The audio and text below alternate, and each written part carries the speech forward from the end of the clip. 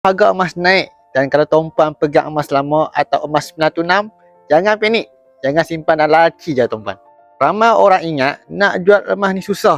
Kena cari kedai, kena tawar-menawar. Lepas tu harga kena potong macam-macam tuan-puan. Sebenarnya tak perlu pun pening tuan-puan. Kalau emas itu emas 916, emas lama, barang kemas pusaka, boleh je walk in terus ke cawangan Public Gold yang berdekatan dengan tempat tinggal tuan-puan.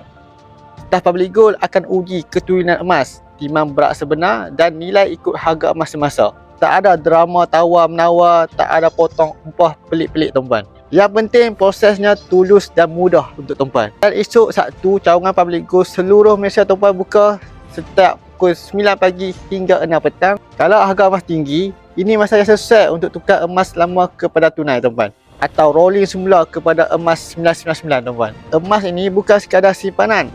Dia aset yang boleh dicairkan bila perlu tuan-puan. Kalau tuan-puan nak tahu cawangan terdekat atau nak buat kiraan dulu sebelum pergi, tuan-puan boleh rujuk di video saya tuan-puan untuk saya bantu tuan-puan jual emas.